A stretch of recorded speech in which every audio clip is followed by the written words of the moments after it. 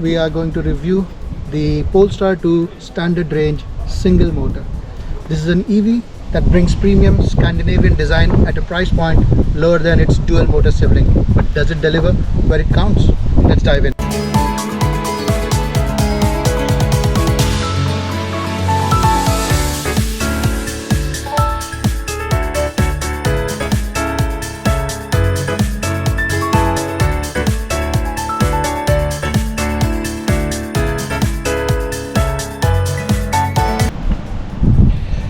There is a visible camera in the front.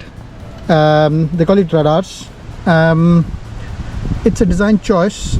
I'm not sure it looks good in the front.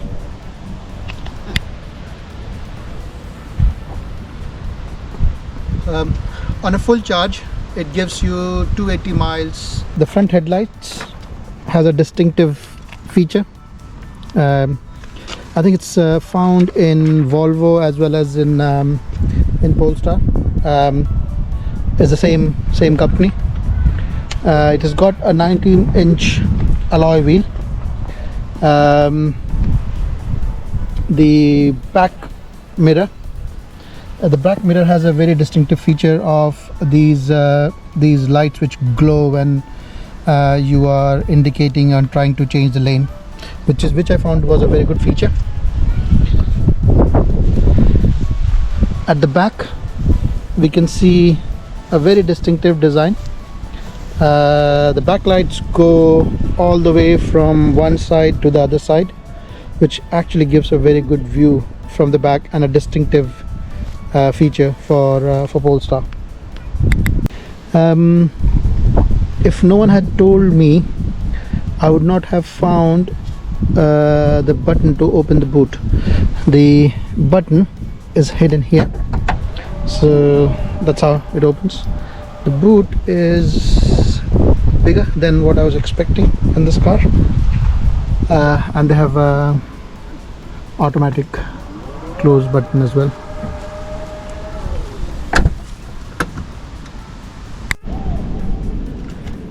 This key, I'm not sure they have actually put much thought into it. You can see that this is like a box shaped key, and I am not sure about this actually, that this basically is this is how they actually thought they would design the key.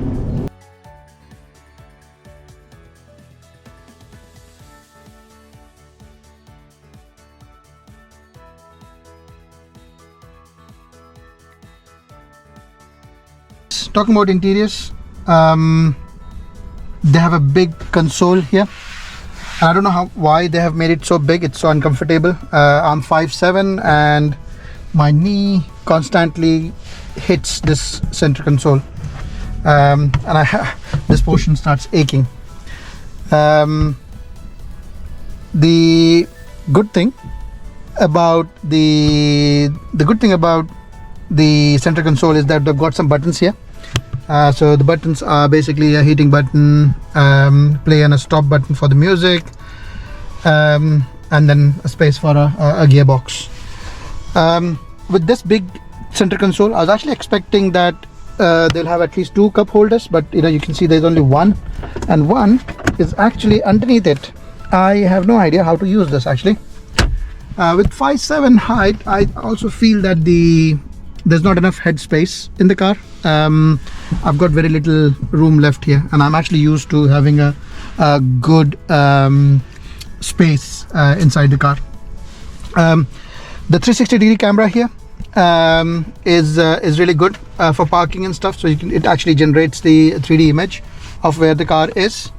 If you look at the infotainment system in general, I mean, it's basic. It doesn't have that much in it, but it's in a portrait mode rather than a landscape mode, which you actually get on the Tesla.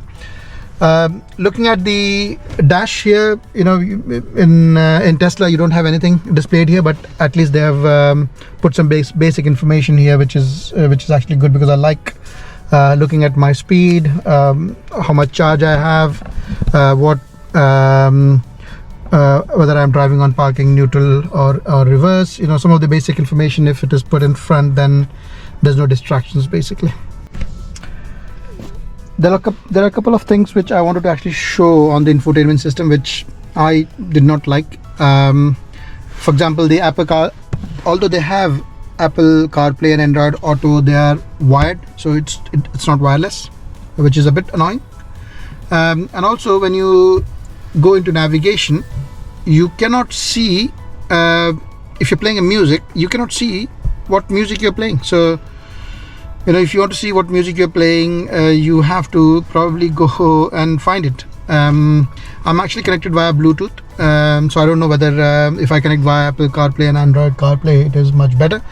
But with Bluetooth, at least you cannot see what music you're playing. The indicator sound is coming from the speakers, I think, and it's not very loud. So if you can hear,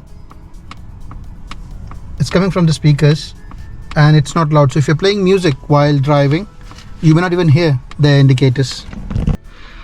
At the back, it feels very cramped. There's not enough space for tall adults. I also feel that they have got this center console here, which is found in most of the petrol and diesel cars, but I don't know why they have got this in the electric car. Most of the electric cars are flat, so if you are sitting in the middle seat, good luck to you. This version of Polestar doesn't have sunroof, and some of the material used here feels a bit cheap actually. So it doesn't give you a feeling of as it does in some of the other electric cars. So this feels a bit cheap. So essentially, I don't think this is a 5-seater actually. This is actually a 4-seater, because somebody sitting in the middle will have to spread their legs, and I don't think this will be a very comfortable ride for them.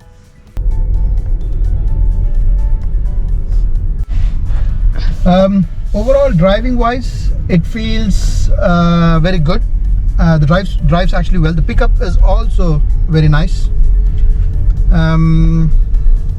There is very less noise in the cabin, so it's very quiet. You don't feel that much noise. Although I must say that my son was sitting at the back and he is used to Tesla, and he was actually saying that there were a lot of vibrations at the back. So I can't confirm that, because that was his view of the car.